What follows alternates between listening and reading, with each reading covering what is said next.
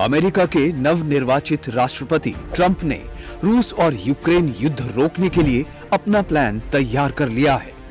लंबे वक्त से चल रहे रूस यूक्रेन युद्ध को रोकने के लिए उन्होंने अपने एक पुराने सलाहकार जनरल कीथ केलॉग को चुना है। 80 साल के कीथ केलॉग लंबे वक्त तक रक्षा मुद्दों पर ट्रंप के सलाहकार रहे। केलॉग के सामने ट्रंप के वादे को पूरा करने की भी चुनौती है, जिन्होंने अमेरिका चुनाव में यूक्रेन युद्ध खत्म करने का ऐलान किया। बताया जाता है कि इस संबंध में कीथ के पास एक खास प्लान है।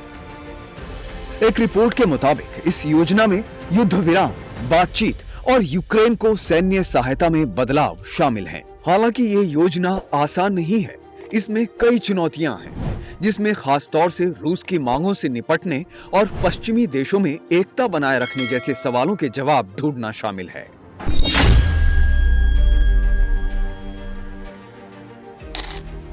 जनरल कीथ केलॉग ने अमेरिका फर्स्ट पॉलिसी इंस्टीट्यूट के लिए लिखते हुए अपनी शांति योजना को विस्तार से बताया, जिसके तहत वो रूस यूक्रेन जंग को रुकवाने की उम्मीद रखते हैं।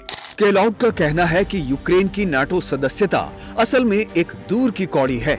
रूसी राष्ट्रपति व्लादिमीर पुतिन की नाराजगी यूक्रेन के नाटो में शामिल होने पर रही है। कीथ का प्लान कहता है कि युद्ध विराम और बातचीत से समझौता करने के लिए एक औपचारिक अमेरिकी नीति बननी चाहिए। यूक्रेन को भविष्य में अमेरिकी सहायता कर्ज के रूप में दी जाए, जो यूक्रेन रूस की बातचीत करने पर निर्भर करेगी। अमेरिका यूक्रेन को उसी हद तक हथियार देगा जिससे वो अपना बचाव कर सके और किसी भी शांति समझौते से पहले और बाद में रूस की किसी भी कार्रवाई को रोक दे।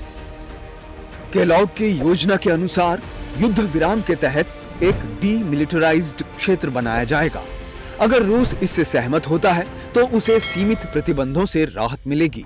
हालांकि बैन से पूरी राहत तभी मिलेगी जब यूक्रेन की पसंद के अनुसार एक शांति समझौते पर हस्ताक्षर किए जाएंगे। इस प्लान के तहत यूक्रेन कब्जे वाले क्षेत्र पर फिर से कंट्रोल नहीं कर पाएगा।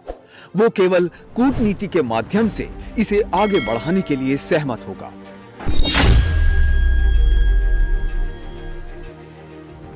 कीथ का प्लान आकर्षक लगता है, लेकिन इसमें इस बात का जिक्र नहीं है कि रूस की मांगों को कैसे माना जाएगा। वहीं डीमिलिटराइज्ड क्षेत्र के लिए फौज की जरूरतों को पूरा करना भी एक बड़ी चुनौती होगा। ये योजना यूक्रेन के लिए एक अच्छा मौका हो सकती है। यूक्रेन को इस समय संघर्ष विराम की जरूरत है, क्योंकि वो सभी मोर्चों पर हार रहा है। लेकिन इन सब से अहम ये होगा कि रूस इस पर क्या रुख अपनाता है।